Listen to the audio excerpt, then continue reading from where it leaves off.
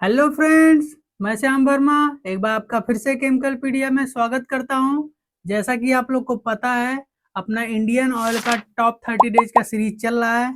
Multiple video आ चुके हैं इस चीज़ पे, लगभग 5 से 6 वीडियो आ चुके हैं जिसमें मल्टीपल टॉपिक्स हम लोगों ने कवर किया है। आप लोगों ने बहुत अच्छा पार्टिसिपेशन किया है, मुझे बहुत खुशी हो रही है जितना आप लोग पार्टिसिपेट बढ़ चढ़ के आगे कर रहे हैं। ठीक है, तो आज का जो हमारा वीडियो होने वाला है, ये डायरेक्टली तो अपने टेक्निकल से एसोसिएट नहीं होता है, बट फिर भी हर बार इससे क्वेश्चन देखने को मिलते हैं।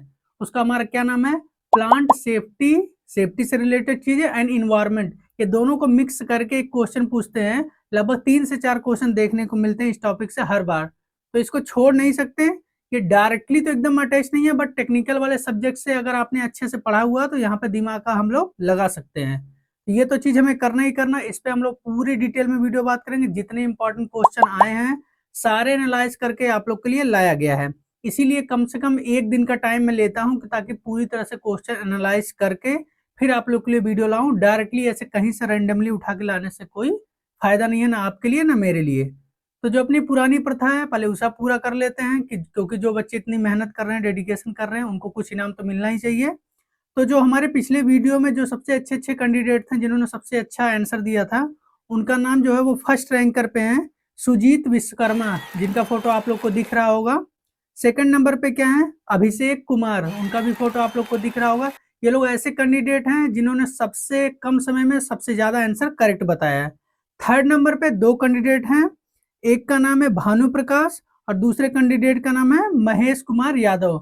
ये हमारे 3 रैंकर के कैंडिडेट हैं, फर्स्ट सेकंड थर्ड पे 2 पोजीशन पे 2 लोग हैं। ठीक है, तो इसी तरीके से आप लोग भी एकदम अच्छे से पूरा पार्टिसिपेट कीजिए। एग्जाम बिल्कुल पास आ चुका है, टाइम बिल्कुल नहीं है आप लोग के पास, तो बिल्कुल मौज मस्ती जो भी है थोड़ा दिन के होल्ड अप पे रखिए। जॉब लगने के बाद पूरी लाइफ तो मौज मस्ती में ही काटना है, तो उसकी टेंशन मत लीजिए। तो चलिए हम लोग शुरू करते हैं, और वीडियो में आप लोग अपना कमेंट डालते रहिएगा।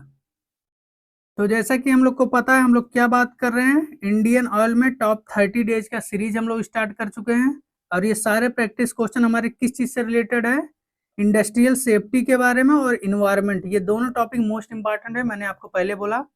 सारी चीज अपने पीवाईक्यू को एसोसिएट करके बनाए गए हैं सारे क्वेश्चन, कोई क्वेश्चन रैंडमली ऐसे नहीं बनाए गए हैं। आप लोग को 5 सेकंड का टाइम मिलेगा, मैंने सबको पहले ही ये बता चुके हैं, क्योंकि इसलिए इतना कम टाइम दिया जाता है कि एग्जामिनेशन में जब हाई प्रेशर आपको रहे तो आप घबराए ना, टाइम आपको बचे। वहां अगर मैं आपको अभी से यहाँ से 10 सेकंड का टाइम देने लगूंगा तो एग्जाम में लगभग मान के चलिए आप 15 सेकंड तो लेंगे ही लेंगे, और वो भी वहां पर रिस्क रहता है तो क्वेश्चन गलत होने के चांस रहेंगे। तो अभी से अगर प्रैक्टिस करते रहेंगे तो आप लोग के लिए फायदा होगा। ये हमारा 5th नंबर का क्वेश्चन का सीरीज है। अगर इसमें पीवाईक्यू उसके बाद सिलेबस बात करेंगे तो 6-7 वीडियो हो चुकी है। तो चलिए हम लोग शुरू करते हैं क्वेश्चन नंबर 1 से। क्या बात कर रहा है, क्वेश्चन नंबर 1 देख लेते हैं क्या बात कर रहा है। The most important objective of safety in chemical industry is to, chemical industry में सेफ्टी का सबसे अच्छा डिफिनेशन कौन सा हो सकता है, वो आपको पूछ रहा है। Number A, increase productivity. Number B, reduce man power. Number C, prevent accident and protect life property and environment. Number D, improve process efficiency. कोई भी चीज घबराइएगा मत कि ये सब चीजें टेक्निकल में नहीं पढ़ने को मिलती, आप कॉमन सेंस भी लगाएंगे, इतने टेक्निकल बच्चे हैं तो आंसर बिल्कुल आप पा सकते हैं। ठीक है, तो क्या करना है, जैसे ही आपको जो क्वेश्चन सही लगता है आपको लिखना है। जैसे फर्स्ट का सपोज करिए आपको ए सही लगता है तो इस तरह से लिखना है, और कमेंट बॉक्स में जाके आपको सेंड करना है। ठीक है, एक में जाके सभी, जैसे ए का ए, बी, दो का बी, ऐसे करके नहीं आंसर लगाना है, नहीं तो उसमें सेलेक्ट करने में दिक्कत होती है कि टाइमिंग किसका सही था। ठीक है, तो इस तरीके से आप कीजिए। तो चलिए अपना आंसर आप प्रोवाइड करना शुरू करिए जल्दी जल्दी कमेंट बॉक्स में, कि इन चारों में से कौन सा आपको बेस्ट आंसर लग रहा है, वो भी किसका, सेफ्टी की डिफिनेशन। तो इसका जो सही आंसर होने वाला है वो होगा आपका option number C, prevent accident and protect life property and environment. ठीक है, सारे चीज का डिटेल्स एक्सप्लेनेशन सारा चीज मैं आपको यहाँ प्रोवाइड कर देता हूँ। और ये जो पीडीएफ है, नए बच्चे अगर नहीं जानते तो टेलीग्राम और इंस्टाग्राम में पीडीएफ प्रोवाइड की जाती है, बिना किसी फीस के आप उसको डाउनलोड कर सकते हैं। ठीक है, चलिए बढ़ते हैं अगले क्वेश्चन की तरफ। क्वेश्चन नंबर 2 क्या बात कर रहा है, which environmental parameters indicates organic pollution in waste water. कौन सा पैरामीटर्स हमें बताता है कि किसी भी वेस्ट वाटर में ऑर्गेनिक पोल्यूशन कितना है या कितना कम है। ठीक है, तो ये रहा आपका ऑप्शन नंबर है, COD chemical oxygen demand, BOD TSS और pH, इन चारों पैरामीटर से कौन सा बताता है कि किसी भी वेस्ट वाटर में ऑर्गेनिक पोल्यूशन कितना है, या किसको बताता है? ठीक है, जल्दी जल्दी आप इन चारों में से बताइए कौन सा बेस्ट है, और वो आंसर आप ना कमेंट बॉक्स में आप प्रोवाइड कीजिए। ठीक है, जल्दी जल्दी अपने आंसर कमेंट बॉक्स में दीजिए। तो इसका जो सही आंसर होने वाला है वो होगा आपका option number B, BOD, biological oxygen demand. क्योंकि आपको पता होता है कि किसी भी ऑर्गेनिक मटेरियल को, बायोलॉजिकल कंपोनेंट को डिकम्पोज करने के लिए जो इंसेक्ट्स होते हैं या माइक्रो ऑर्गेनिज्म होते हैं, उतना कितने अमाउंट में ऑक्सीजन की रिक्वायरमेंट होती है, वो हमारी BOD होती है। तो BOD की जरूरत होती है। ठीक है, ये यहाँ पर बताया भी हो गया है। BOD जो होता है उसका oxygen required by micro organism grade biodegradable organic matter, मतलब किसी भी ऑर्गेनिक मैटर को डिग्रेड करने के लिए कितना ऑक्सीजन की रिक्वायर होती है माइक्रो ऑर्गेनिज्म को। ठीक है ना, सिंपल सा लैंग्वेज में। बढ़ते हैं क्वेश्चन नंबर 3, क्या बात कर अपना, a hazardous chemical is one that, मतलब किसी भी इंडस्ट्री में हजार्डियस केमिकल किसे बोलते हैं वो आपको बताना है। Number A, is explosive. Number B, react slowly. Number C, can cause injury, damage और environmental harm. Number D, is used in large quantity. आपको चारों में से बताना कौन सा बेस्ट ऑप्शन आपको लगता है, हजार्ड केमिकल के लिए कौन सा स्टेटमेंट बेस्ट है, वो आप जाइए कमेंट बॉक्स में अपने आंसर लगाइए। ठीक है, इसलिए मैं आपको हर बार बोलता हूँ, जो पुराने बच्चे उन्हें पता है कि कमेंट में डालने से या कहीं पर लिख लेने से वो आंसर आपको मेमोराइज हो जाता है। नेक्स्ट टाइम जब भी वो उस टाइप का क्वेश्चन आपके सामने आएगा तो तुरंत क्लिक करेगा, आपको सोचनी नहीं पड़ेगी। ठीक है, इसीलिए मैं कमेंट में आंसर आप लोग को डलवाने के लिए फोर्स करता हूँ हर बार। ठीक, तो इसका जो सही आंसर है वो होगा आपका option number C, can cause injury, damage और इन्वायरमेंटल हार्म। ठीक है, ये टेक्निक मैंने कितने बार अप्लाई किया है और सब बार बच्चे यही बोलते हैं सर ये टेक्निक बहुत काम करती है। तो एक बार आप भी बिलीव करिए और इंडियन ऑयल के पेपर देख के बताइएगा फिर कितना काम आया ये अपना फार्मूला। ठीक है, क्वेश्चन नंबर 4 क्या बात करा देख लेते हैं। COD means chemical oxygen demand is generally, उसके बारे में पूछ रहा है। Number A, less than BOD, BOD से कम होता है। B, equal to BOD। C, zero for industrial waste. Number D, greater than BOD। आपको बताना जो COD की वैल्यू होती है वो BOD से क्या होता है ये पूछना चाह रहा है आपको सिंपल से लैंग्वेज में। अगर आपने केमिस्ट्री थोड़ा सी भी पढ़ा हुआ है बेसिक, और केमिकल का बेसिक फार्मूला आपको पता है, तो यहाँ से आप आंसर लगा सकते हैं। तो इसका जो सही आंसर होने वाला है वो होगा आपका option number D, greater than BOD। क्योंकि जो COD होता है, COD अपना होता है उसमें क्या होता है, बायोडिग्रेडेबल और नॉन बायोडिग्रेडेबल दोनों को ऐड किया जाता है, इसलिए इसकी वैल्यू हमेशा BOD से ज्यादा होती है। ठीक है, बढ़ते हैं अगले क्वेश्चन की तरफ। क्वेश्चन नंबर 5 क्या बात कर रहा है, which accident is classified as a major chemical accident, किस एक्सीडेंट को मेजर केमिकल एक्सीडेंट के रूप में क्लासिफाई किया जा सकता है वो आपको बताना है। Number A, large toxic gas release affecting public. Number B, localized fire. Number C, minor solvent spill. Number D, equipment malfunctioning. इन चारों में से ऐसा कौन सा ऑप्शन है जो आपको लगता है कि मेजर केमिकल एक्सीडेंट को कंसीडर किया जा सकता है? इन चारों में से जो भी आपको बेस्ट लगता है वो कमेंट बॉक्स में अपना आंसर जल्दी से जल्दी प्रोवाइड कीजिए। नकल नहीं करनी है, एग्जाम में कोई नकल कराने आपको नहीं आएगा, तो जो आपको सही लगता है वो सॉल्व कीजिए। नहीं भी आता तो भी आप कमेंट में दीजिए, क्योंकि इस बार क्या हो रहा है कि निगेटिव मार्किंग नहीं है तो छोड़ के क्वेश्चन तो नहीं ही आने। ठीक है, तो इसका जो सही आंसर होने वाला है वो होगा आपका ऑप्शन नंबर है, large toxic gas release affecting people. क्योंकि जब ऑफ साइड कोई चीज फैल जाती है, गैस हो गया या फायर फैल गया, तो उससे क्या होता है, नॉर्मल पब्लिक इफेक्ट होती है, तो उसको मेजर केमिकल एक्सीडेंट के रूप में कंसीडर किया जा सकता है। ठीक है, जैसे यहाँ पे आपको देखा गया कि ऑफ साइड मतलब बाहर अगर कोई चीज फैल गई तो पब्लिक को एक्सप्लोर करती है, जिससे इन्वायरमेंट भी डैमेज होते हैं और पब्लिक को भी लॉसेज होते हैं। ठीक है, बढ़ते हैं अगले क्वेश्चन की तरफ। क्वेश्चन नंबर 6 क्या बात कर रहा है, which gas is the major contributor to acid rain from chemical industry, मतलब केमिकल इंडस्ट्री से जो गैसेज रिलीज होती हैं उनमें से ऐसा कौन सा मेजर गैस है जो एसिड रेन कराने के लिए सबसे ज्यादा जिम्मेदार है, वो आप लोग को बताना है। तो number A, CO carbon monoxide. Number B, SO2 sulphur dioxide. Number C, ammonia. Number D, ozone. इन चारों में से ऐसा कौन सा गैस है जो सबसे ज्यादा इफेक्ट करता है ओजोन गैस एसिड रेन कराने के लिए इंडस्ट्री केमिकल वाले द्वारा? तो जल्दी जल्दी अपने बताइए, ये तो आप बचपन से पढ़ते आ रहे होंगे, लेकिन इस पे एकदम 5 स्टार लगाइएगा। कोई भी एग्जाम ऐसा बचा नहीं हुआ है जहां एसिड रेन से रिलेटेड क्वेश्चन नहीं पूछे गए हैं। ठीक है, तो इसका जो सही आंसर होने वाला है वो होगा आपका option number B, sulphur dioxide. क्योंकि आपको पता है ये जाके H2SO4 को बनाता है, वही बाद में एसिड रेन को कंट्रीब्यूट करता है। देखिए यहाँ पे सल्फर सल्फ्यूरिक एसिड वो फॉर्म करता है एरोसोल के रूप में। बढ़ते हैं अगले क्वेश्चन की तरफ। क्वेश्चन नंबर 7 हमारा क्या बात कर रहा है, द भोपाल गैस ट्रेजेडी आपने बचपन से ही सुनता आया है, अगर आपने साइंस बैकग्राउंड से रिलेटेड है तो ये क्वेश्चन आपको जरूर पता होगा। Was caused by the release of, Bhopal में जो गैस ट्रेजेडी हुई थी जिसमें बहुत सारे लोग की डेथ हुई थी, वो कौन से गैस रिलीज होने के कारण हुई थी वो पूछ रहा है। नंबर ए क्लोरीन गैस थी, नंबर बी फॉस्जीन हुई थी, नंबर सी मिथाइल आइसोक्राइलेट हुई थी, नंबर डी अमोनिया हुई थी। इन चारों में से कौन सी गैस थी जो हमारा भोपाल गैस ट्रेजेडी में यूज हुई थी? बहुत ही डेंजरस गैस थी, आपको पता है कि वाटर के कांटेक्ट में आने पर बहुत ही भयानक गैस बनी थी वो, आपको जल्दी जल्दी बताना है। इस पे मूवी भी आई है, अगर आप देखे होंगे भोपाल गैस ट्रेजेडी पे तो आप वहां से भी आंसर लगा सकते हैं। जल्दी जल्दी बताइए कौन सा आंसर आपको सही है। तो इसका जो सही आंसर होगा वो होगा आपका ऑप्शन नंबर सी, मिथाइल आइसोक्राइनेट जो होता है वो हमारा MIC उसको बोलते हैं, मिथाइल आइसोसाइनेट। ये ऐसा गैस था जिसको इनहेल करने के बाद ब्रीदिंग में प्रॉब्लम आ रही थी, इसलिए ऐसा दिक्कत देखने को मिली थी। MIC उसको बोलते हैं, मैंने पहले बताया। क्वेश्चन नंबर 8 क्या बात कर रहा है, the most effective method to reduce air pollution at source. ध्यान रखिएगा एट सोर्स की बात कर रहा है, एट डिलीवर लोकेशन पे नहीं बात कर रहा है, एट सोर्स जहां से वो रिलीज होती है। Number A process modification, number B end to pipe treatment, number C tall chimney अगर बना दें, नंबर डी डाइल्यूशन। ये चारों मेथड में से ऐसा क्या हम कर लें जिससे क्या होता है कि एयर पोल्यूशन जहां से निकलता ही है वहीं से हम उसको रिड्यूस कर सकें। सबसे बेस्ट मेथड ऐसा कौन सा है इन चारों में से आपको बताना है, ठीक। जल्दी जल्दी अपने आंसर कमेंट बॉक्स में दीजिए, आपके पास 5 सेकंड का बस टाइम रहता है। तो इसका जो सही आंसर होगा वो होगा आपका option number A, process modification. क्योंकि अगर आप इनिशियल में डिजाइनिंग ही वैसा करेंगे जिससे कम से कम पोल्यूशन हो, एयर पोल्यूशन हो, तो वहीं से नहीं निकलेगा ना। जब प्रोसेस सही नहीं निकलेगा तो बाद में कंट्रोल करने की जरूरत हमें नहीं पड़ेगी, इसलिए ऑप्शन नंबर ए अपना करेक्ट हो जाएगा।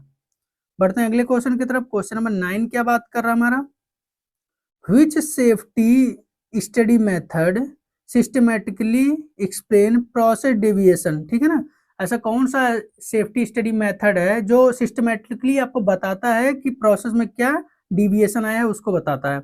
Number A FTA, number B ETA, number C HAZOP, number D QRA। इन चारों में से कौन सा लगता है जो हमें बताता है प्रोसेस डेविएशन के बारे में? सेफ्टी स्टडी मेथड के ध्यान में रख के आपको बताना है। जल्दी जल्दी आपने बताइए कि इन चारों में से कौन सा ऑप्शन आपको बेस्ट लगता है, वो आप कमेंट बॉक्स में उसका आंसर दीजिए, ठीक है ना, जिस टाइप का आपको लगता है। तो इसका जो सही होने वाला है वो होगा आपका ऑप्शन नंबर सी, हेजोप जो होता है उसके थ्रू हम प्रोसेस डेविएशन को सबसे बढ़िया मेथड से पता कर सकते हैं, ठीक है। यहाँ हेजोप अगर नहीं आपको पता है तो हैजार्ड एंड ऑपरेशबिलिटी स्टडी को बोलते हैं, उसका शॉर्ट फॉर्म है, ठीक है। इसमें क्या होता है जैसे अगर हाई प्रेशर हो गया या हाई फ्लो हो गया, हाई टेम्परेचर हो गया, वो बताने का काम हमें करता है। बढ़ते हैं आज के 10वें नंबर क्वेश्चन की तरफ। क्या बात कर रहा है, PM 2.5 के बारे में बात कर रहा है, मीन्स पर्टिकुलर मैटर 2.5 के बारे में बात कर रहा है। Is dangerous because it, 2.5 dangerous क्यों है उसके बारे में पूछ रहा है। नंबर ए, ये सेटल क्यों क्विकली होता है, मतलब सेटलनेस क्विकली होता है। Number B, is visible to naked eye, मतलब ऐसा खुली आंखों से हम लोग देख सकते हैं। Number C, cause only irritation, irritation होता है। Number D, penetrates deep into lungs and blood stream, मतलब जो हमारे लंग्स फेफड़े हैं और ब्लड स्ट्रीम में पेनिट्रेट हो जाता है, मतलब डीपली चला जाता है, ये आपको बताना है। चारों में से ऐसा कौन सा रीजन है जो सबसे ज्यादा हार्मफुल बनाता है PM 2.5 को? जल्दी जल्दी अब बताइए कि वो सेटल जल्दी हो जाता है या दिखता है हमें आंखों से इसलिए है या इरिटेट करता है, आपको बताने जल्दी जल्दी। इसका जो सही आंसर होने वाला है वो होगा आपका option number C, penetrate deep into lungs and blood stream. क्योंकि क्या होता है इसकी साइज बहुत ज्यादा कम होती है तो इनहेल हमारे से हो जाती है और हमारे लंग्स और ब्लड स्ट्रीम में वो चला जाता है, ठीक है। बढ़ते हैं अगले क्वेश्चन की तरफ। क्वेश्चन नंबर 11 क्या बात कर रहा है, risk in chemical industry safety is defined as. आपको रिस्क को ध्यान रखना है, रिस्क की डिफिनेशन अगर आपने पढ़ी होगी तो आंसर लगा सकते हैं।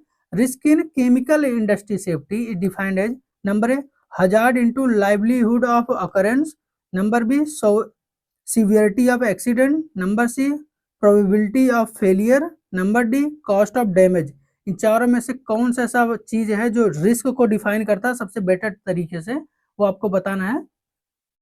कोई भी ऐसा क्वेश्चन नहीं होगा जो आप कॉमन सेंस यूज करके नहीं लगा सकते, मेन चीज क्या है, ये सब केमिकल इंजीनियरिंग के मेन कोर्स में नहीं आते, अभी ये कोर्स में ऐड किए जा रहे हैं। तो प्रोबेबिलिटी ये एग्जाम खत्म होने के बाद इसका भी वीडियो लेक्चर मैं आपको प्रोवाइड सब कराऊंगा, ठीक है। अभी जो मेन इंपॉर्टेंट क्वेश्चन है जो आए हुए हैं या आ सकते हैं वो मैं आपको सॉल्व करा रहा हूँ, ठीक। तो इसका जो सही आंसर होने वाला है वो होगा आपका option number A, hazard and livelihood of occurrence. ये हमारा रिस्क की प्रॉपर वैल्यू हो जाती है, ठीक। बढ़ते हैं अगले क्वेश्चन की तरफ। क्वेश्चन नंबर 12 क्या बात कर रहा है आपके लिए, which unit operation is primarily used for biological treatment of industrial influential. जो इंडस्ट्रियल इफ्लुएंट होते हैं उनमें से ऐसा कौन सा यूनिट ऑपरेशन हम यूज करते हैं जो बायोलॉजिकल ट्रीटमेंट करता है, ठीक है। Number A sedimentation, number B filtration, number C neutralisation, number D activated sludge process. इन चारों में से ऐसा कौन सा यूनिट ऑपरेशन यूज होता है हमारा बायोलॉजिकल ट्रीटमेंट में, वो भी इंडस्ट्रियल इन्फ्लुएंट में, जो मतलब गंदगी निकलती है उसको ट्रीट करने के लिए। तो जल्दी जल्दी अपने आंसर कमेंट बॉक्स में दीजिए, आपको कौन सा सबसे बेस्ट लग रहा है। तो इसका जो सही आंसर होगा वो होगा आपका option number D, activated sludge process के द्वारा ही, क्योंकि ये यूनिट ऑपरेशन का, क्योंकि इसमें कुछ केमिकल चेंजेस नहीं होती, इसको ट्रीट किया जाता है इन्फ्लुएंट को, ठीक है ना। बढ़ते हैं अगले क्वेश्चन की तरफ। क्वेश्चन नंबर 13 क्या बात कर रहा है, which of the following is a toxic hazard. मतलब इन चारों में से कौन सा एक टॉक्सिक हजार्ड है आपको बताना है। Number A explosion, number B fire, number C exposure to chronic gas chlorine gas, number D mechanical failure. इन चारों में से कौन सा ऑप्शन है जिसको हम टॉक्सिक हजार्ड के रूप में बता सकते हैं आप लोग को, वो आपको बताना है कि एक्सप्लोजन को बोल सकते हैं, फायर को बोल सकते हैं, अगर क्लोरीन गैस रिलीज हो जाए या मैकेनिकल फेलियर हो जाए तो उसका हम बोल सकते हैं टॉक्सिक हजार्ड से। तो जल्दी जल्दी आप बताइए इन चारों में से कौन सा सबसे बेस्ट आंसर आपको लग रहा है। तो इसका जो सही आंसर होने वाला है वो होगा आपका option number C, exposure to chlorine gas, ठीक है ना। क्योंकि यहाँ टॉक्सिक टॉक्सिक हमेशा केमिकल के लिए यूज किया जाता है, तो इसलिए हमारा क्लोरीन हो जाएगा। क्योंकि टॉक्सिक हजार्ड में क्या होता है, हार्मफुल केमिकल एक्सपोजर होता है, मैंने आपको बताया, इसलिए उसका नाम है। बढ़ते हैं अगले क्वेश्चन। क्वेश्चन नंबर 14 क्या बात कर रहा है हमारा, which pollutant causes eutrophication in water body. मतलब कौन सा ऐसा हमारा पॉल्यूटेंट है जिसके जाने से वाटर बॉडी में इरेक्ट्रोफिकेशन जो होती है वो प्रोसेस पाई जाती है। अगर ध्यान रखिए आप मतलब क्लास 12th में भी पढ़े होंगे तो यूट्रोफिकेशन प्रोसेस आपने पढ़ा होगा, वही प्रोसेस के बारे में बात कर रहा है। नंबर ए अगर हैवी मेटल्स आ जाए वाटर में, number B nutrients like N और पी मतलब नाइट्रोजन और phosphate, number C chlorinated solvent अगर आ जाए, नंबर डी सस्पेंडेड सॉलिड आ जाए। अगर इन चारों में से कौन सा ऐसा वाटर बॉडी में मिक्स हो जाए जिससे हमारे यूरेट्रोफिकेशन प्रोसेस जो होता है, यूट्रोफिकेशन प्रोसेस होता है, वो पाया जाता है। ये एक समझ लो गलत चीजें हैं, अच्छी चीजें नहीं है, ये हमारे लिए फायदेमंद नहीं होता वाटर बॉडी के लिए। आपको जल्दी जल्दी आंसर दीजिए। तो इसका जो सही आंसर होने वाला है वो होगा आपका ऑप्शन नंबर बी। अगर नाइट्रोजन फॉस्फेट जैसे खेतों में फर्टिलाइजर यूज किए जाते हैं, फॉस्फेट यूज किया जाता है, ये जब एक्सिस मात्रा में यूज किए जाते हैं तो जब वाटर बह के मतलब ये पानी के साथ बह के जब किसी पॉन्ड या नदी में जाती है तो वहां क्या करता है कि ये इलेक्ट्रोफिकेशन प्रोसेस करता है, जिससे ऑक्सीजन की सप्लाई धीरे धीरे खत्म होने लगती है। जो एल्गी होते हैं वो ब्लूम होने लगते हैं, ये आपको चीजें बताई गई होगी। एक्सेस में नाइट्रोजन या फास्फोरस अगर चला जाए तो क्या करता है, वो क्या प्रमोट करता है, एल्गी ब्लूम। जो काई होती है वो पूरी सरफेस पे जम जाती हैं, जिससे ऑक्सीजन देखिए ऑक्सीजन की डिफिशियंसी होने लगती है, जिससे अंदर जो जानवर होते हैं धीरे धीरे खत्म होते हैं। इसलिए इंडस्ट्रियों में ईटीपी लगाया जाता है, इन्फ्लुएंट ट्रीटमेंट प्लांट, ठीक है। पढ़ते हैं अगले क्वेश्चन की तरफ। क्वेश्चन नंबर 15 क्या बात कर रहा है, लोअर एक्सप्लोजिव लिमिट्स एलईएल जिसको बोलते हैं, इंडिकेट वो क्या बताता है आपको बताना है। Number A maximum safe concentration, number B minimum concentration to sustain explosion, number C auto ignition temperature, number D toxicity limit. इन चारों में से ऐसा कौन सा ऑप्शन लगता है जो आपको लगता है एलईएल को सबसे बेस्ट तरीके से रिप्रेजेंट कर रहा है, आपको बताना है। अगर मेरी आवाज थोड़ी बहुत आपको खराब लग रही होगी तो हाँ थोड़ा सा खराब है तो थोड़ा एडजस्ट कीजिएगा, ठीक है ना। तो क्वेश्चन नंबर 15 का जल्दी जल्दी आप आंसर प्रोवाइड कीजिए। तो इसका जो सही आंसर होने वाला है वो होगा आपका option number B, minimum concentration to sustain explosion, ठीक है ना। बढ़ते हैं अगले क्वेश्चन की तरफ। क्वेश्चन नंबर 16 क्या बात कर रहा है, स्टैक हाइट जो आपको चिमनी पता होती है इंडस्ट्री में लगी होती है जहां से हम गैसेस को रिलीज करते हैं वेस्टेज को, in industry mainly help in मतलब जो इंडस्ट्री में स्टैक लगा होता है उसका मेन क्या काम होता है, क्या हेल्प करता है इंडस्ट्री में। Number A reducing pollutant generation, number B chemical reaction control, number C increasing plant efficiency, number D dispersion of pollutant. इन चारों में से आपको कौन सा लगता है सबसे बेस्ट एक हमारा वर्क है स्टैक का, जो हम इंडस्ट्री में यूज करते हैं। अगर आप रिफाइनरी देखे होंगे, फर्टिलाइजर देखे होंगे, और भी कोई भी हैवी केमिकल्स की यूनिट देखे होंगे, तो उसमें एक आप चिमनी जरूर देखे होंगे, जहाँ से देखते होंगे कभी कभी वहां से गैसेज निकलती रहती है, ठीक है। तो इसका जो सही आंसर होने वाला है वो होगा आपका option number D, dispersion of pollutant. क्योंकि क्या होता है, अगर आप चिमनी ऊंची नहीं लगाएंगे तो जो गैसेज होंगी आप निकालते हैं यहाँ से, वो एकदम लोकल एरिया में आके यहाँ फैल जाएगी, जिससे यहाँ लोगों को ब्रीथ करने में प्रॉब्लम होगी। अगर हाइट जैसे जैसे हम लोग बढ़ाते जाते हैं, वो क्या होता है, डाइल्यूट एयर में होती जाती है, जिससे लोगों को प्रॉब्लम कम होता है, ठीक है, डिस्पर्स हो जाते हैं। अब बढ़ते हैं अगले क्वेश्चन की तरफ। क्वेश्चन नंबर 17 अपना क्या बात कर रहा है, Which fire extinguisher is suitable for solvent fire?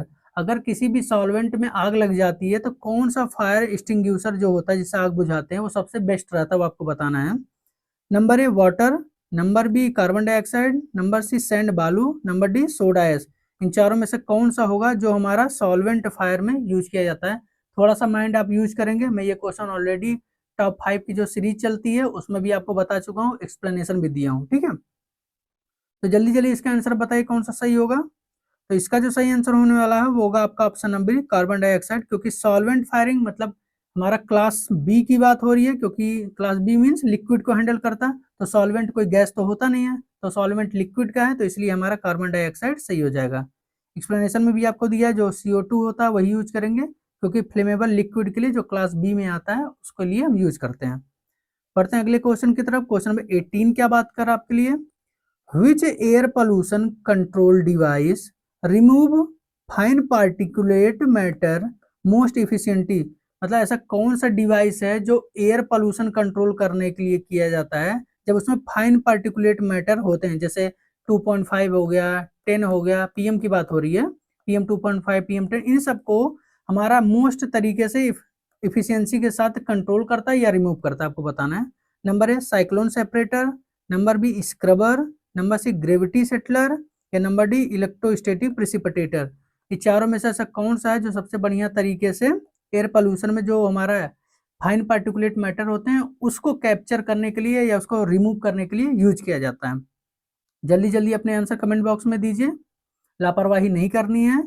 ये आप कर सकते हैं कि एक बार में वीडियो रुक रुक के भी देख सकते हैं, बट कमेंट आपको डालना कंपलसरी है, टाइमिंग वहां मैच में कर लेता हूं, ठीक है। तो इसका जो सही आंसर होने वाला है वो होगा आपका option number D, electrostatic precipitator. जो हमारा एयर निकलता है उसमें जो पार्टिकुलेट मैटर होते हैं उसको कैप्चर करने का ये काम करता है, ठीक है। तो फ्रेश एयर हमारे इन्वायरमेंट में जाती है, जो परमिसिबल लिमिट होती है, जो हमारा पोल्यूशन कंट्रोल बोर्ड के द्वारा परमिसिबल होते हैं, ठीक है। बढ़ते हैं अगले क्वेश्चन की तरफ। क्वेश्चन नंबर 19 क्या बात कर अपना, ऑटो इग्निशन टेम्परेचर इज, मतलब ऑटो इग्निशन टेम्परेचर से आप क्या समझते हो आपको बताना है। Number A lower than flash point, number B same as flash point, number C higher than flash point, या number D independent of oxygen. मैंने सारे पॉइंट्स के बारे में बताया, फ्लैश पॉइंट, इग्निशन पॉइंट, सारे पॉइंट्स के बारे में वीडियो ऑलरेडी पड़ी हुई है और एक ही वीडियो में है, आप लोग टेंशन मत लीजिए, वीडियो जाके इंडस्ट्रियल में सर्च कीजिएगा वो मिल जाएगा, ठीक। तो आपको बताना इन चारों में से कौन सा बेस्ट एक्सप्लेन करता है ऑटो इग्निशन टेम्परेचर को, ठीक है। जल्दी जल्दी अपने आंसर कमेंट बॉक्स में दीजिए जो आपको सबसे मोस्ट इंपॉर्टेंट लग रहा है आंसर। तो इसका जो सही आंसर होने वाला है वो होगा आपका option number C, higher than flash point. जो ऑटो इग्निशन टेम्परेचर होता है वो हायर होता है टेम्परेचर फ्लैश पॉइंट का, ठीक है। बढ़ते हैं अगले क्वेश्चन की तरफ। क्वेश्चन नंबर 20 अपना क्या बात कर रहा है, scrubber are mainly used to control, मतलब स्क्रबर का जो मेन काम है वो क्या कंट्रोल करने के लिए यूज किया जाता है इंडस्ट्री में। नंबर ए गैसियस पोल्यूटेंट को, नंबर बी नॉइज पोल्यूशन को, नंबर सी सॉलिड वेस्ट को, number D radioactive waste को। इन चारों एक तरीके से वेस्ट में किसको किसको कंट्रोल करने के लिए स्क्रबर यूज किया जाता है इंडस्ट्री में, आपको बताना है। कोई भी आप इंडस्ट्री देखे होंगे, प्लांट का अगर पोल्यूशन है उसको डायरेक्ट एयर में नहीं रिलीज किया जाता, उससे पहले स्क्रबर जरूर यूज किए जाते हैं। तो एक इंपॉर्टेंट क्वेश्चन है, आप इसको जरूर ध्यान में रख सकते हैं, ठीक है। तो इसका जो सही आंसर होने वाला है वो होगा आपका ऑप्शन नंबर है गैसियस पॉल्यूटेंट। क्योंकि क्या होता है, कोई भी गैस अगर हमें इन्वायरमेंट में रिलीज करनी है तो उसमें बहुत सारे टॉक्सिक गैसेज होती हैं जो हम डायरेक्ट इन्वायरमेंट में नहीं छोड़ सकते। तो सपोज करो किसी पंप से वो डिस्चार्ज हुआ तो यहाँ पे अपना स्क्रबर लगाते हैं, यहाँ वो न्यूट्रलाइज कर देता है केमिकल और फ्रेश एयर को एटमॉस्फेयर में हम छोड़ देते हैं। ठीक, बढ़ते हैं अगले क्वेश्चन की तरफ। क्वेश्चन नंबर 21 क्या बात कर रहा, अगर आप इतने देर तक सस्टेन कर पा रहे हैं मेरे साथ, क्योंकि मेरा तबीयत खराब है फिर भी मैं आप लोग के लिए मेहनत कर रहा हूँ, अगर आप भी उतना ही मेहनत कर पा रहे हैं तो मैं आपको गारंटी देता हूँ कोई भी एग्जाम बचेगा नहीं आपसे। बस आप डेडिकेशन से करिए, एक बार सिलेक्शन अगर आपकी हो गई फिर लाइफ में कोई टेंशन लेने की जरूरत नहीं पड़ेगी। आपके माता पिता को आपको एक गर्व होगा, सोसाइटी में आपका रिस्पेक्ट बढ़ेगा। तो एक साल भी मेहनत नहीं करनी होती है आपको सही से, ये एक महीना बस आप ढंग से कर लीजिए, मैं गारंटी देता हूँ कि आपका सिलेक्शन जरूर हो जाएगा कहीं ना कहीं। ठीक है, तो क्वेश्चन नंबर 21 देखते हैं। Which gas is used for leak detection in chemical plants, मतलब ऐसा कौन सा गैस है जो केमिकल प्लांट में लीक को फाइंड करने के लिए यूज किया जाता है, आपको बताना है। Number A oxygen, number B nitrogen, number C helium, number D hydrogen sulphide. मतलब इन चारों गैसों में से ऐसा कौन सा गैस है जो कहीं सपोज करो पाइपलाइन में लीक हो गया तो उसको पता करने के लिए यूज किया जाता है, कौन सा गैस। ठीक है, अगर आप इंडस्ट्री में अप्रेंटिस किए होंगे या वोकेशनल ट्रेनिंग करने गए होंगे, काम करते हुए देखे होंगे, तो इसका आंसर आप लगा सकते हैं कि कौन सा गैस यूज करते हैं। तो इसका जो सही आंसर होने वाला है वो होगा आपका option number C helium gas. क्योंकि क्या होता है हमारा हीलियम में, ये हमारा इनर्ट गैस भी है, किसी से रिएक्ट नहीं करता, सेफ भी होता है, एक्सप्लोजिव नहीं होता और इजिली डिटेक्टेबल होता है। इसके इंस्ट्रूमेंट आते हैं इसको डिटेक्ट करने के लिए। ठीक, तो इसलिए ऑप्शन नंबर सी अपना सही हो जाएगा। बढ़ते हैं क्वेश्चन नंबर 22 की तरफ, क्या बात कर रहा है। which parameters measures acidity और alkalinity of वेस्ट वाटर, मतलब ऐसा कौन सा पैरामीटर्स है जो मेजर करता है एसिडिटी और एल्कालिनिटी ऑफ वेस्ट वाटर का। Number A BOD biological oxygen demand, number B COD chemical oxygen demand, उसके बाद पीएच और नंबर डी टीडीएस। इन चारों में से ऐसा कौन सा है कि जो हमारा बताता है एसिडिटी या एल्कालिनिटी ऑफ वेस्ट वाटर को मेजर करता है। तो अगर आप बचपन में केमिस्ट्री के लैब में गए होंगे वहां भी ये क्वेश्चन आपको देखने को मिलता है, और अगर आप केमिकल इंजीनियरिंग स्टूडेंट है तो आपको पक्का ये सब चीजें पता होनी चाहिए। तो इसका जो सही आंसर होने वाला है वो होगा आपका ऑप्शन नंबर सी पीएच, क्योंकि पीएच से ही आप बता सकते हैं कोई चीज हमारा एसिड रेंज में है या बेसिक रेंज में है। ठीक है ना, एसिड है या बेसिक उसका हम किससे पता करते हैं, पीएच वैल्यू से ही पता करते हैं। वही यहाँ पूछ रहा है एसिडिटी या एल्कालिनिटी किसी वेस्ट वाटर का कैसे पता करते हैं, तो पीएच वैल्यू से पता करेंगे। ठीक है, बढ़ते हैं अगले क्वेश्चन की तरफ। क्वेश्चन नंबर 23 अपना क्या बात कर रहा है। कन्फाइंड स्पेस, ध्यान रखिएगा, confined space hazards mainly include, जो कन्फाइंड स्पेस हजार्ड्स होते हैं वो मेनली क्या इंक्लूड करते हैं अपने अंदर। नंबर ए हाई विजिबिलिटी होती है, number B toxic gas and oxygen deficiency, number C high pressure होता है या नंबर डी नॉइस होता है। इन चारों में से किसको बोल सकते हैं जो कन्फाइंड स्पेस हजार्ड्स को रिप्रेजेंट करता है। बहुत बार ये क्वेश्चन पूछे गए हैं अलग अलग एग्जाम में कि कन्फाइंड स्पेस क्या होता है, उसके बारे में आप बताइए। तो जल्दी जल्दी आप अपने आंसर कमेंट बॉक्स में दीजिए, ज्यादा लेट नहीं करना है। तो इसका जो सही आंसर होने वाला है वो होगा आपका option number B toxic gas and oxygen deficiency. ऐसा स्पेस जहाँ होता है जहाँ प्रॉपर ऑक्सीजन हमें नहीं मिल पाता है, ठीक है ना, जहाँ विजिबिलिटी बहुत कम होती है, उस स्पेस को हम क्या बोलते हैं, कन्फाइंड स्पेस हजार्ड्स बोलते हैं। ठीक है ना, यहाँ पे भी दिया भी गया कि जहाँ कन्फाइंड स्पेस की बात होती है, लैक ऑफ वेंटिलेशन, मतलब प्रॉपर हमें हवा नहीं मिल पाती है, टॉक्सिक गैस जो होते हैं, लो ऑक्सीजन एटमॉस्फेयर में होता है, इस स्पेस को बोलते हैं। ठीक, पढ़ते हैं क्वेश्चन नंबर 24 क्या बात कर रहा है। Which waste is classified as hazardous, मतलब ऐसा कौन सा वेस्ट है जिसको हम हजार्ड्स के रूप में क्लासिफाई कर सकते हैं। Number A municipal waste, number B inert waste, number B toxic and reactive chemical waste या नंबर डी बायोडिग्रेडेबल वेस्ट। इन चारों वेस्ट में से किसको हजार्ड्स के रूप में हम रिप्रेजेंट करते हैं वो आपको बताना है। जल्दी जल्दी अपने आंसर कमेंट बॉक्स में दीजिए कि इसमें सबसे ज्यादा इंपॉर्टेंट आपको कौन सा आंसर लग रहा है, वो आप जाइए और कमेंट बॉक्स में आंसर दीजिए। ठीक, तो इसका जो सही आंसर होने वाला है वो होगा आपका option number C toxic and reactive chemical waste. क्योंकि आपको पता है म्युनिसिपल वेस्ट को कभी हजार से बोलते हैं, तो आप अपने घर से इतने इतने दिन कूड़े रख नहीं पाते। इनर्ट की तो कोई बात ही नहीं है, बायोडिग्रेडेबल धीरे धीरे अपने आप डिग्रेड हो जाती है, तो हजार नहीं बोल सकते, इसलिए ऑप्शन नंबर सी सही हो जाएगा। अगर आप इलिमिनेशन मेथड लगा सकते हैं कॉमन सेंस लगा लगा के, तो आंसर के पास पहुंचने की पॉसिबिलिटी आपकी दूसरे बच्चों से और ज्यादा बेटर हो जाती है। ठीक है, बढ़ते हैं अगले क्वेश्चन की तरफ। क्वेश्चन नंबर 25 अपना क्या बात कर रहा है।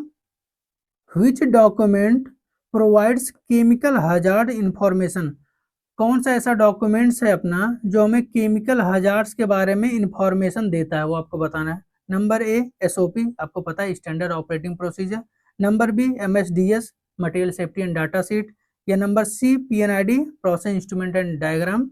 या नंबर डी आईएसओ मैनुअल। ठीक है, इन चारों में से ऐसा कौन सा है जो हमें किसी भी केमिकल के हजार्ड्स के बारे में इंफॉर्मेशन देता है। अगर आप इंडस्ट्री में गए होंगे तो एक आपको छोटा सा चार्ट मिला होगा देखने के बारे में, किसी भी केमिकल के बारे में, उसको क्या बोलते हैं उसको बस आपको ध्यान में लाना है।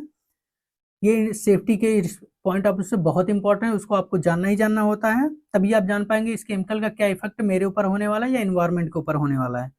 तो इसका जो सही आंसर होने वाला है वो होगा आपका option B, number B, MSDS, material safety and data sheet में किसी भी केमिकल के बारे में पूरी उसकी डिटेल लिखी होती है, क्या नाम है, क्या इससे इफेक्ट होते हैं, कितना मॉलिक्यूलर वेट है, सब कुछ उसके बारे में हिस्ट्री उसमें लिखी होती है।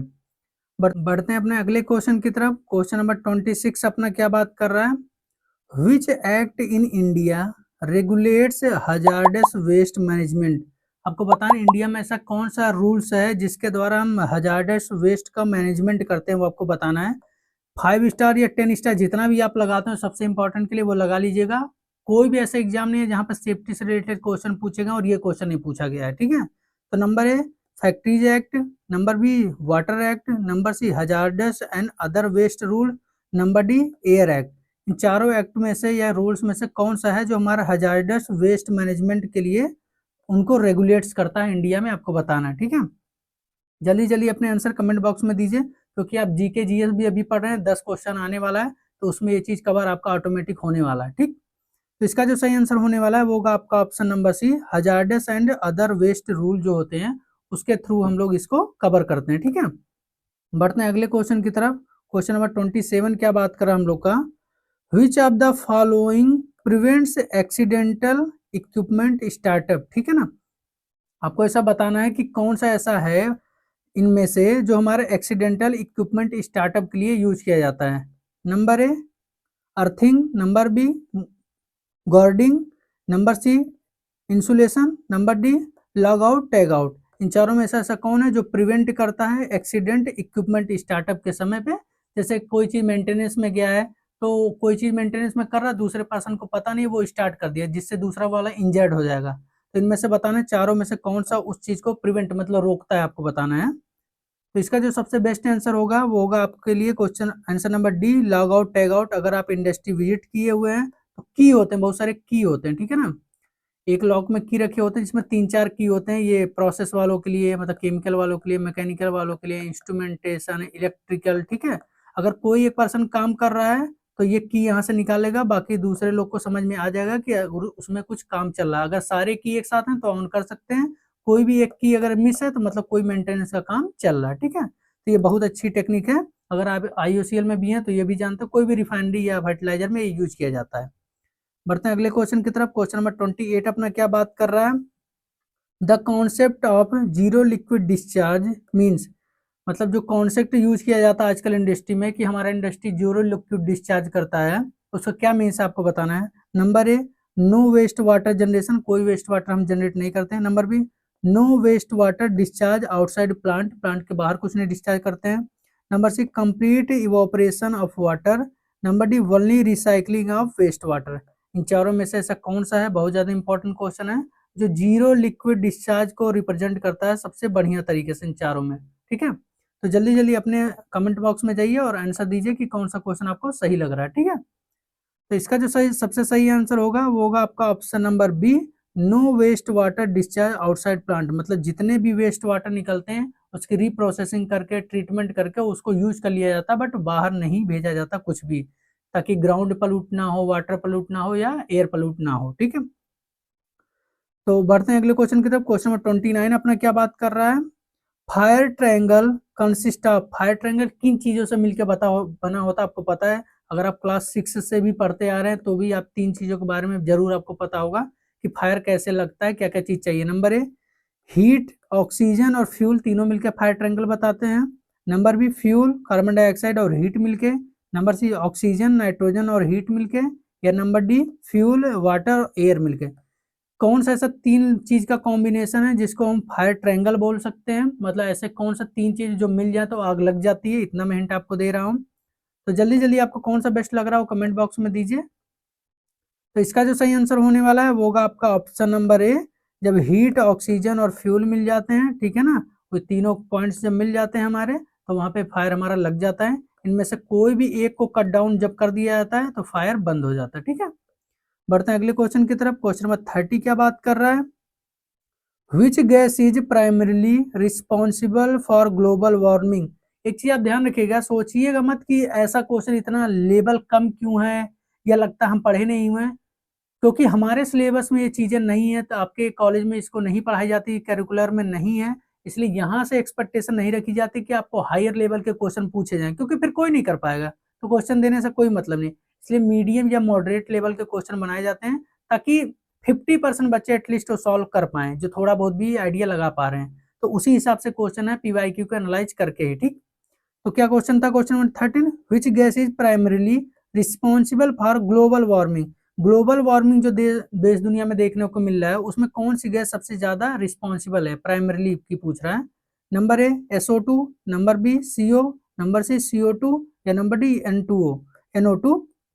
इन चारों में से ऐसा कौन सा गैस है जो प्राइमरीली मतलब मेन इंपॉर्टेंट है ग्लोबल वार्मिंग को बढ़ावा देने के लिए। तो जल्दी जल्दी अपने आंसर कमेंट बॉक्स में दीजिए। अगर आप जीके जीएस पढ़ रहे होंगे तो वहां पर आप ये क्वेश्चन को तो एकदम तुक्के की तरह से लगा सकते हैं, बिल्कुल इजीली है आप लोग के लिए, ठीक। तो इसका जो सबसे सही आंसर हो जाएगा वो होगा आपका CO2, कार्बन डाइऑक्साइड मेन होता है ग्लोबल वार्मिंग के लिए। इसलिए देश दुनिया हमारा क्या हो रही है, कोल से शिफ्ट होके हमारा क्लीन एनर्जी की तरफ शिफ्ट हो रही है। सोलर, विंड, न्यूक्लियर, ये सब एनर्जी की तरफ शिफ्ट हो रही है, क्योंकि वहां कार्बन पोल्यूशन कम होते हैं, ठीक। बढ़ते हैं अगले क्वेश्चन की तरफ। क्वेश्चन नंबर 31 क्या बात कर रहा है, कार्बन फुटप्रिंट रिफर टू। मतलब कार्बन फुटप्रिंट जो टर्म बार बार यूज किया जाता है वो किसके संदर्भ में होता है, आपको बताना है। Number A solid waste generation के लिए, नंबर बी वाटर कंजम्पशन के लिए, नंबर सी एनर्जी इफिशियंसी के लिए, number D total green house gas emission के लिए। इन चारों में से कौन सा आपको लगता है जो कार्बन फुटप्रिंट को सबसे अच्छी तरीके से रिप्रेजेंट करता है, वो आपको कमेंट बॉक्स में बताना है कि सबसे बेस्ट आंसर आपका कौन सा आपको लग रहा है, ठीक है। किसी भी दूसरे का आंसर नहीं देखना है, अपना आंसर देखना है, क्योंकि मैं टाइमिंग से हमारा कैलकुलेटर पता कर लेता है कौन कितने टाइम में रुक करके आंसर दिया है, ठीक है। तो इसका जो सबसे सही आंसर होगा वो होगा option number D, total green house gas emission, क्योंकि ये भी कार्बन से रिलेटेड है, कार्बन फुटप्रिंट की कोई कितना पोल्यूशन कर रहा है ग्रीन हाउस गैस। सिंपल सी बात है, CO2 की यहाँ बात तो हो रही है, ठीक। आप देखें ग्रीन हाउस CO2 के बारे में बात की जा रही है। क्वेश्चन नंबर 32 देखते हैं क्या बात कर रहा है, which method of fire extinguishing remove oxygen. मतलब कौन से मेथड के द्वारा फायर जो एक्सटिंग्विशिंग की जाती है वो ऑक्सीजन को रिमूव कर देता है, वो आपको बताना है। नंबर ए कूलिंग के द्वारा, नंबर बी स्मूथनिंग के द्वारा, नंबर सी जो होता है स्टारवेशन के द्वारा, नंबर डी डाइल्यूशन के द्वारा। इन चारों मेथड में से कौन सा मेथड यूज किया जाता है फायर एक्सटिंग्विशर के द्वारा, जो ऑक्सीजन को कट कर देता है। जब हम उसको स्प्रे करते हैं तो ऑक्सीजन को कट जैसे ही करेगा तो उससे फायर रुक जाएगा। तो कौन सा मेथड है आपसे वो पूछना चाह रहा है, ठीक है। जल्दी जल्दी इन चारों में से बताइए कौन सा ऐसा मेथड हो सकता है जो हमारा फायर एक्सटिंग्विशर यूज करता है। तो जल्दी जल्दी आंसर दीजिए आप। तो इसका जो सही आंसर होने वाला है वो होगा आपका ऑप्शन नंबर बी, स्मूथनिंग जो होती है उसके द्वारा हमारा ऑक्सीजन को कट किया जाता है फायर ट्रायंगल में से, ठीक है।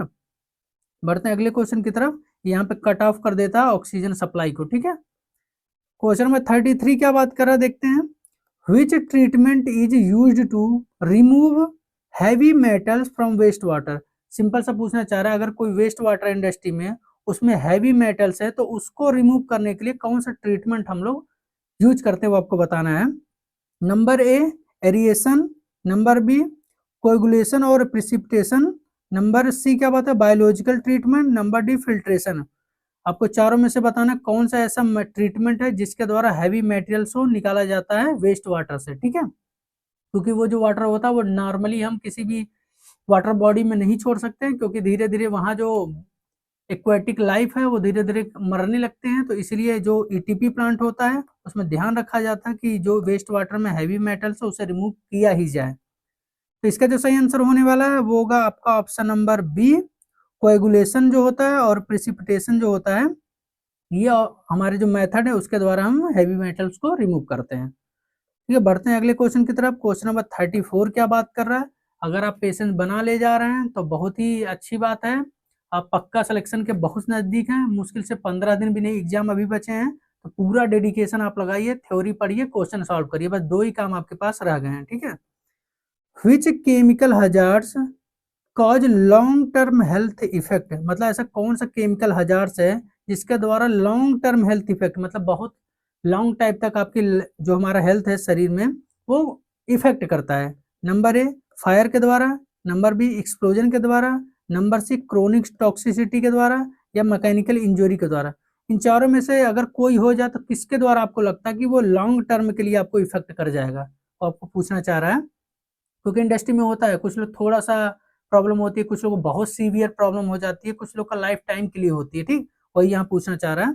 तो जल्दी जल्दी अपने आंसर कमेंट बॉक्स में दीजिए, क्या आपको आंसर सही लग रहा है। तो इसका जो सही आंसर होगा वो होगा आपका option number C, chronic toxicity.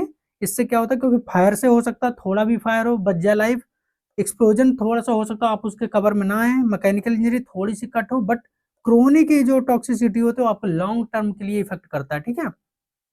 बढ़ते हैं अगले क्वेश्चन की तरफ। क्वेश्चन नंबर 35 क्या बात कर रहा है, बस आप लास्ट की तरफ पहुंचने वाले हैं, टेंशन मत लीजिए। Which environmental issue is associated with chlorofluorocarbons, CFC। जितना स्टार आप लगा सको उतना ही स्टार लगा लो, कोई भी एग्जाम नहीं बचा होगा जहां ये क्वेश्चन क्लोरोफ्लोरोकार्बन का नहीं पूछा होगा, आप बचपन से भी देखते आ रहे होंगे। कौन सा इन्वायरमेंटल इशू है जिसके कारण ये क्लोरोफ्लोरोकार्बन जिम्मेदार है। Number A acid rain, number B smog, number C ozone layer depletion, या number D global warming only. इन चारों में से कौन सा है जिसको क्लोरोफ्लोरोकार्बन के द्वारा इफेक्ट किया जाता है, वो आपको बताना है। जल्दी जल्दी अपने आंसर कमेंट बॉक्स में दीजिए, लापरवाही बिल्कुल नहीं करनी है। मेरी हेल्थ खराब है फिर भी मैं आपको लिए बैठता हूँ 1.5 घंटे एक ही बार में, तो आपकी रिस्पॉन्सिबिलिटी बनती है कि आप भी अपने लिए ईमानदार रहें। तो इसका जो सही आंसर होने वाला है वो होगा आपका option number C, ozone layer depletion. क्योंकि आपको पता है स्ट्रेटोस्फीयर जो अपना अर्थ का है, ये जो होता है क्लोरीन जो होता है वो उसको जाकर डिप्लीट करता है, मतलब इसमें होल करने लगता है। आप लोग भी ये पढ़ भी रहे होंगे कि पोल्स की तरफ हमारा थोड़ा सा होल्स होता जा रहा है, तो उसके लिए जिम्मेदार कौन है, क्लोरोफ्लोरोकार्बन, इसलिए गवर्नमेंट इसको बैन भी कर रही है, ठीक है। बढ़ते हैं अगले क्वेश्चन की तरफ। क्वेश्चन नंबर 36 अपना क्या बात कर रहा है, safety audit are conducted to. आपको पता है इंडस्ट्री में जो सेफ्टी ऑडिट होती है, बिना बताए कोई चीज आ जाते हैं या बता के भी आते हैं, वो ऑडिट क्यों की जाती है आपको बताना है। Number A increase output, number B identify and correct safety deficiency, जो कमी होती है उसमें, नंबर सी रिड्यूस कॉस्ट, या number D improve product quality. चारों में से ऐसा कौन सा ऑप्शन लगता है जो आपको सबसे बेस्ट रिप्रेजेंट करता है सेफ्टी ऑडिट को। क्योंकि पता कोई भी ऐसी इंडस्ट्री नहीं होगी जहां पर ऑडिट ना की जाए। ऑडिट मतलब एक तरीके से चेकिंग कि आप सही से काम कर रहे हो या नहीं कर रहे हो, या क्या कमियां हैं वो बताने के लिए ऑडिट की जाती हैं। तो इसका जो सही आंसर होने वाला है वो होगा आपका option number B, identify and correct safety deficiency. मतलब पता करते हैं क्या चीज में कमी आ गई है, उसको सही करते हैं वो लोग, वही ऑडिट का काम होता है। बढ़ते हैं अगले क्वेश्चन की तरफ। क्वेश्चन नंबर 37 अपना क्या बात कर रहा है, the primary purpose of an effluent treatment plant is. 5 star लगा पाए तो लगाइए, जितना भी लगा सकते हैं। ईटीपी का काम पूछना चाह रहा है कि प्राइमरी पर्पज क्या होता है, मेन उद्देश्य क्या होता है ईटीपी प्लांट लगाने का। Number A recover chemicals, number B neutralise only pH value, number C remove pollution before discharge, या number D increase waste hardness, ठीक है। चारों में से ऐसा कौन सा लगता है जिसका मेन पर्पज हमारा ईटीपी लगाने का है, कि इनमें से किसको हटा दें तो हमारा ईटीपी का काम सफल हो जाए, ठीक है। आपको जल्दी जल्दी अपने आंसर लगाना है। कोई भी इंडस्ट्री आजकल नहीं होगी जहां पे ईटीपी प्लांट नहीं हो, खासतौर पर केमिकल प्लांट, ठीक है। तो इसका जो सही आंसर होगा वो आपका option number C, remove pollutant before discharge. मतलब किसी भी चीज को बाहर अगर आपको डिस्चार्ज करना है तो पहले ईटीपी प्लांट लगाइए, उसमें जितना भी हजार्डस चीज है उसको निकालिए, फिर फ्रेश वाटर या फ्रेश एयर को बाहर निकाल सकते हैं, ठीक है। बढ़ते हैं अगले क्वेश्चन की तरफ। क्वेश्चन नंबर 38 क्या बात कर रहा है आपके लिए, which hazard is associated with exothermic reaction. मतलब ऐसा कौन सा हजार्ड है जो बनता है एक्जोथर्मिक रिएक्शन से, कि अगर कोई रिएक्शन एक्जोथर्मिक है तो कौन सा हजार्ड उससे रिलेटेड होते हैं। Number A toxicity, number B over pressurization, या नंबर सी नॉइज, या नंबर डी कोरोजन। इन चारों में से क्या है जो हमारे एक्जोथर्मिक रिएक्शन होने से हमें बाय प्रोडक्ट के रूप में मिलता है, मतलब उसके लॉसेज हमें देखने को मिलते हैं। आप जल्दी जल्दी अपने आंसर कमेंट बॉक्स में दीजिए, मैं सबके कमेंट बॉक्स एक एक करके चेक करता हूँ, आपको पता है जो बेस्ट होते हैं उनको मैं रिप्लाई करता हूँ और वो फोटो हमें सेंड करते हैं। तो ऐसा काम करिए कि आपका भी नाम हाईलाइट हो, सभी लोग पूरे जितने केमिकल सोसाइटी है अपनी, सबको पता चले आपके बारे में कि आप भी एक हैं जो सबसे बेस्ट तरीके से मेहनत कर रहे हैं। ठीक है, तो इसका जो सही आंसर होने वाला है वो होगा आपका option number B, over pressurization. क्योंकि आपको पता है एक्जोथर्मिक रिएक्शन है तो मतलब हाई टेम्परेचर हमें देखने को मिल रहा है, टेम्परेचर बढ़ेगा तो प्रेशर भी इंक्रीज होगा। ठीक है ना, उसी के बारे में बात हो रही है, ऑप्शन नंबर बी सही हो जाएगा। पढ़ते हैं अगले क्वेश्चन की तरफ। Question number 39, which unit reduce noise at the source. ध्यान रखना सोर्स पे कि जहां से नॉइस जनरेट हो रही है वहीं से रिड्यूस मतलब कम कर दिया जाए, ऐसा कौन सा यूनिट है। नंबर ए ईयर प्लग्स जो हम लोग कान में लगाते हैं, या एकॉस्टिक इनक्लोजर, या नंबर सी साइलेंसर, या नंबर डी साउंड बैरियर। इन चारों में से कौन सा ऐसा यूनिट हम यूज कर लें तो उससे क्या होगा, जो नॉइस होता है जहां से निकलता है वहीं से हम उसको कम कर सकते हैं, ये पूछना चाह रहा है। क्योंकि आपको पता है इंडस्ट्री में बहुत सारे कंप्रेसर, उसके बाद ब्लोअर, ये सब चीजें होती हैं जहाँ पे बहुत ज्यादा साउंड होता है। नॉर्मली आप वहाँ सस्टेन नहीं कर पाएंगे विदाउट ईयर मफ या ईयर प्लग के, तो वहाँ पूछना चाह रहा है। तो आप जल्दी जल्दी इसका बताइए कि कौन सा आंसर आपको सबसे बेस्ट लग रहा है। तो इसका सही आंसर जो होने वाला है वो होगा आपका option number B, acoustic enclosure. ये क्या करता है, एक बैरियर के रूप में काम करता है अपना, जिससे नॉइस को वो रिड्यूस कर देता है। ठीक है ना, बढ़ते हैं अगले क्वेश्चन की तरफ। Question number 40। अब आपके पास लास्ट 10 क्वेश्चन बचे हुए हैं जो इंपॉर्टेंट हैं। Safety interlocks are use to, मतलब किसी भी इंडस्ट्री में आप देखे होंगे सेफ्टी इंटरलॉक लगाए जाते हैं, उसका मेन यूज क्या है वो पूछना चाह रहा है। Number A increase efficiency, number B override operation operator, या number C automatically shut down unsafe operation, या number D improve product quality. इन चारों में से कौन सा है जो सबसे बेस्ट आंसर बताता है कि जो हमारा सेफ्टी इंटरलॉक है उसका काम क्या है। तो आप जल्दी जल्दी बताइए। अगर आपने कभी भी डीसीएस प्लांट देखा होगा तो आपको पता होगा, सभी लोग बोलते हैं कि इसका इंटरलॉक एक्टिव हो गया, इंटरलॉक खराब हो गया। ठीक है, तो उससे आप एसोसिएट कर सकते हैं। तो इसका जो सही आंसर होने वाला है वो होगा आपका option number C, automatically shut down unsafe operation. Suppose करो किसी चीज का सेट पॉइंट हमारा रखा हुआ है 5 किलो, ठीक है ना, 5 किलोग्राम समझ लो रखा हुआ, और वो चीज 5 किलो से जैसे ही ज्यादा जाएगा तो ये क्या करेगा, उस चीज को रोक देगा, बताएगा कि इतना आपने सेट रखा उससे ज्यादा जा रहा है तो हम इस चीज को रोक रहे हैं, ऐसा बताने की कोशिश करता है। इसलिए ऑप्शन नंबर सी सही हो जाता है। और सेम होता है टेम्परेचर के लिए भी, प्रेशर के लिए भी, सभी के लिए वो वैल्यू यूज होती है। ठीक, बढ़ते हैं अगले क्वेश्चन की तरफ। क्वेश्चन नंबर 41 अपना क्या बात कर रहा है। Sludge from ETP is generally classified as. जो हमारा ईटीपी इन्फ्लुएंट ट्रीटमेंट प्लांट होता है उससे जो स्लज निकलता है उसको जनरली किस चीज में कैटेगराइज किया जाता है। Number A non hazardous, number B inert, number C hazardous, या नंबर डी रेडियो एक्टिव। चारों में से कौन सा है जो ईटीपी से स्लज निकलता है उसको कैटेगराइज किया जाता है इन चारों में से किसके रूप में। जल्दी जल्दी बताइए। ईटीपी एक ऐसा टॉपिक है, अगर सेफ्टी से क्वेश्चन आ रहे हैं तो एक क्वेश्चन मान के चलिएगा ईटीपी से आपको क्वेश्चन देखने को मिलेंगे, और आज के समय में तो बिल्कुल ज्यादा उस पर ध्यान दिया जा रहा है। तो इसका जो सही आंसर होने वाला है वो होगा आपका ऑप्शन नंबर सी, हजार्डस के रूप में क्लासिफाई किया गया है इसको। क्योंकि आपको पता है उसमें क्या होता है, टॉक्सिक क्या होता है, केमिकल होते हैं, हैवी मेटल्स होते हैं जो उसका स्लज निकलता है हमारा। ठीक है ना, इसलिए उसको हजार्डस की कैटेगरी में रखा गया है। बढ़ते हैं अगले क्वेश्चन की तरफ। क्वेश्चन नंबर 42 क्या बात कर रहा है। The best environmental protection strategy for chemical industries is, मतलब जो केमिकल इंडस्ट्री होते हैं उसमें इन्वायरमेंट को प्रोटेक्ट करने के लिए सबसे अच्छी स्ट्रेटजी कौन सा यूज किया जाता है वो आपको बताना है। नंबर ए वेस्ट ट्रीटमेंट वाली कर लें तो कोई दिक्कत नहीं, सबसे अच्छा चीज यही है। Number B compliance with limits, या number C clear production and waste minimum, या number D end to pipe control. इन चारों में से क्या कर लें तो उसको बोलते हैं कि इन्वायरमेंट का हम प्रोटेक्शन सबसे अच्छी तरीके से कर ले रहे हैं। ठीक है, अब जल्दी जल्दी अपने आंसर बताइए कि कौन सा ऐसा ऑप्शन आपको लगता है जो हमारा स्ट्रेटजी सबसे अच्छी है इन्वायरमेंटल को प्रोटेक्ट करने की, कि इन्वायरमेंट में कोई गैस या लिक्विड डिस्चार्ज अच्छे ना हो रहा हो। तो इसका जो सही आंसर होने वाला वो होगा option number C, clear and production and waste minimum. मतलब अच्छे से आप प्रोडक्ट बनाइए बट जो वेस्ट आप बाहर निकालें उसको मिनिमम कीजिए। ठीक है, यही एक तरीका है। अब बढ़ते हैं अगले क्वेश्चन की तरफ। क्वेश्चन नंबर 43 क्या बात कर रहा है। Which method is used for safe disposal of hazardous solid waste. ऐसा कौन सा मेथड है, वो भी सेफ मेथड, जो सॉलिड वेस्ट होता है हजार्डस उसको डिस्पोजल मतलब दफन करने के लिए यूज किया जाता है, आपको बताना है।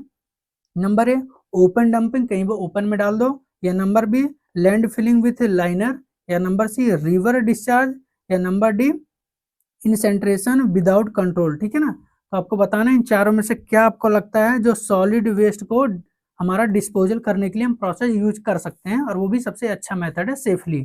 तो जल्दी जल्दी आप बताइए इन चारों में से आपको कौन सा ऑप्शन लगता है जो सबसे बेस्ट है हमारा हजार्डस सॉलिड वेस्ट को डिस्पोज करने के लिए।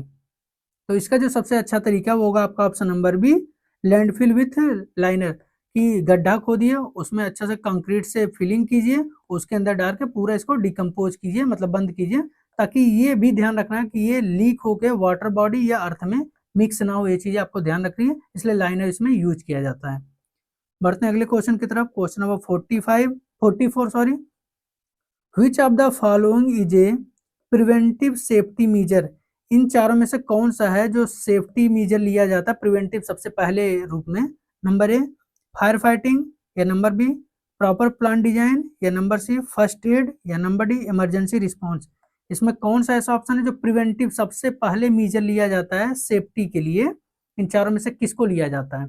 सभी सेफ्टी के ही तरीके हैं, बट इनमें सबसे प्रिवेंटिव सबसे इंपॉर्टेंट पहले कौन लिया जाता है ये आपको बताना है।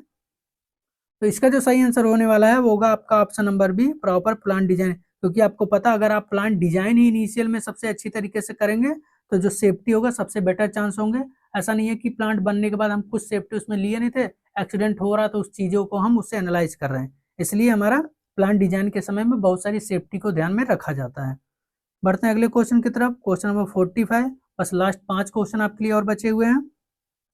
Which pollutant cause photochemical smog, मतलब ऐसा कौन सा केमिकल है जिसके द्वारा फोटोकेमिकल स्मोग देखने को मिलता है, जो कोहरा होता है वो फोटोकेमिकल देखने को मिलता है, आपको बताना है। Number A SO2, number B CO, या number D NOx and hydrocarbon, या नंबर डी PM10। ठीक है, इन चारों में से कौन सा है जो हमारा फोटोकेमिकल स्मोक को बनाने के लिए पोल्यूशन यूज होता है, कि वो अगर होगा तभी जो हमारा फोटोकेमिकल स्मोक होगा वो दिन में पाया जाएगा। तो जल्दी जल्दी बताइए इसका सही आंसर क्या हो सकता है आपके अकॉर्डिंग। इसका आंसर होगा सी सबसे बेटर, नॉक्स एंड जो हमारा हाइड्रोकार्बन होते हैं उसके द्वारा, क्योंकि आपको पता है कि जब सनलाइट से रिएक्ट करता है नाइट्रोजन ऑक्साइड और वोल्केनिक ऑर्गेनिक कंपोनेंट तो वो स्मॉग आपका फॉर्म करता है। ठीक है, बढ़ते हैं अगले क्वेश्चन की तरफ। क्वेश्चन नंबर 46 अपना क्या बात कर रहा है, process safety management focus on, किसी भी प्रोसेस में जो सेफ्टी मैनेजमेंट रखी जाती है वो किस चीज पे फोकस करता है mainly. Number A personal safety only, या number B process hazards and major accidents, या नंबर सी इलेक्ट्रिकल सेफ्टी के बारे में, या नंबर डी नॉइस कंट्रोल। चारों में से ऐसा कौन सा है जिसको प्रोसेस सेफ्टी मैनेजमेंट में फोकस में रखा जाता है, आपको बताना है। मैं आपको पहले भी बता चुका हूँ, अगर आप इलिमिनेशन मेथड मतलब कौन नहीं हो सकता उसको अगर जानना अगर करना जानते हैं तो आंसर तक 50% चांस आपको ऐसे ही हो जाते हैं सेफ्टी के क्वेश्चन में कि आप आंसर लगा लें। एक ही दो ऑप्शन में कंफ्यूजन हमेशा होती है सेफ्टी क्वेश्चन में, 2-3 तो बिल्कुल नॉनसेंस ऑप्शन रखे जाते हैं कि आप देखते ही उसको हटा देंगे, तो 50% चांस वहीं आप सही कर लेते हैं आंसर। तो पेशेंस बनाइएगा एग्जाम में, ऐसा नहीं क्वेश्चन देखते ही डर जाइएगा कि हम तो सेफ्टी पढ़े ही नहीं है। एक बार रुकिएगा, आंसर आपको पक्का मिलने वाला वहां पर। ठीक है, तो इसका जो सही आंसर होने वाला है वो होगा आपका option number B, process hazards and major accident. इसको क्या होता है हमारा प्रोसेस सेफ्टी मैनेजमेंट के द्वारा फोकस में रखा जाता है। ठीक है ना, कि क्या उस प्रोसेस में हजार्डस हैं और क्या मेजर एक्सीडेंट्स हो सकते हैं उसको ध्यान में रखा जाता है। बढ़ते हैं अगले क्वेश्चन की तरफ। क्वेश्चन नंबर 47, लास्ट 3 क्वेश्चन आपके लिए और हैं। लाइफ साइकिल असेसमेंट जो होता है वो इवेल्युएट किसको इवेल्युएट करता है। Number A only waste generation के बारे में, या नंबर बी ओनली इमिशन के बारे में जो निकलता है, या नंबर सी प्रोडक्ट कॉस्ट के बारे में सिर्फ बात करता है, या number D environmental impact from cradle to grave. ठीक है, इन चारों में से ऐसा कौन सा है जो हमें बताता है लाइफ साइकिल असेसमेंट के करने से कि उसको क्या हमें वो चीजें मिलने वाली हैं। तो जल्दी जल्दी अपने आंसर कमेंट बॉक्स में दीजिए कि क्या है, सबके कमेंट बॉक्स में देख रहा हूँ। तो इसका जो सही आंसर होने वाला है वो होगा आपका option number D, environmental impact from cradle to grave. ठीक है ना, ये हमारा लाइफ साइकिल असेसमेंट के द्वारा हमें पता चलता है। ठीक है, बढ़ते हैं अगले क्वेश्चन की तरफ। क्वेश्चन नंबर 48 अपना क्या बात कर रहा है, the most effective safety philosophy in chemical industries, मतलब सबसे ज्यादा इफेक्टिव हमारा जो सेफ्टी फिलोसफी है तरीका है वो केमिकल इंडस्ट्री में क्या है। नंबर ए रिएक्शन आफ्टर एक्सीडेंट, हम मतलब कोई एक्सीडेंट हो जाए उसके बाद रिएक्ट करें, या नंबर बी कंप्लायंस ओनली या number D inherently safer design या number D use of PPE मतलब पर्सनल प्रोटेक्टिव इक्विपमेंट ओनली। ठीक है, इन चारों में से ऐसा कौन सा जो सबसे मोस्ट इफेक्टिव होता है सेफ्टी फिलॉसफी की, ये करेंगे तो हमारा सेफ्टी ज्यादा इंश्योर होगा केमिकल प्लांट में। आपको बताने जल्दी जल्दी इनमें से कौन सा वो बेस्ट ऑप्शन आपको लगता है। तो इसका जो सबसे सही आंसर आपको होना चाहिए वो होगा आपका option number C, inherently safer design. क्योंकि अगर आप डिजाइन ही किसी भी इंडस्ट्री की सेफ तरीके से नहीं करेंगे तो वहां पर प्रॉब्लम होना बनता ही बनता है, आगे प्रॉब्लम आते हैं। तो वही है फिलॉसफी की, फिलॉसफी वो लोग क्या सोचते हैं, प्लांट की डिजाइनिंग ही ऐसी की जाए कि जितने सेफ्टी मेजर हो पहले से ही लेकर रखे जाए। ठीक है ना, इसलिए ऑप्शन नंबर सी आपका सही हो जाता है। बढ़ते हैं अगले क्वेश्चन की तरफ। क्वेश्चन नंबर 49 क्या बात कर रहा है, secondary waste water treatment focused on removal. आप ध्यान रखिएगा, प्राइमरी नहीं पूछ रहा है, ये सेकेंडरी के बारे में बात हो रही है। Secondary waste water treatment focus removal, क्या रिमूव करता है उसके बारे में बताना है। Number A oil and grease, number B suspended solid, या नंबर सी बायोडिग्रेडेबल ऑर्गेनिक्स, या नंबर डी टॉक्सिक मेटल्स। इन चारों में से कौन सा चीज है जिसे सेकेंडरी वेस्ट वाटर ट्रीटमेंट के द्वारा रिमूव किया जाता है, वो आपको बताना है।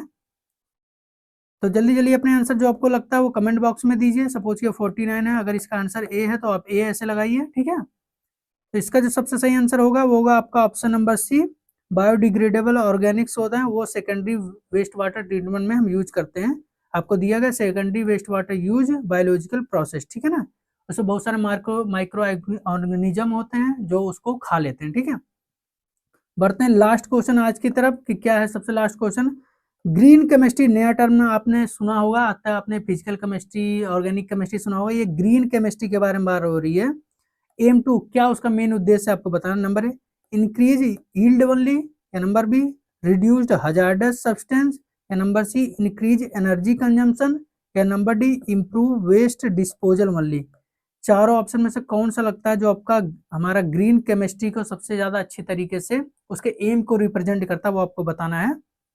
केमिस्ट्री वाले बच्चे तो इसको देखते ही आंसर लगा सकते हैं, केमिकल वाले बच्चों के लिए थोड़ा सा टिपिकल आंसर हो सकता है। तो इसका जो सही आंसर होगा वो होगा आपका option number B, reduced hazardous substance, उसको बोलते हैं ग्रीन केमिस्ट्री का मेन उद्देश्य।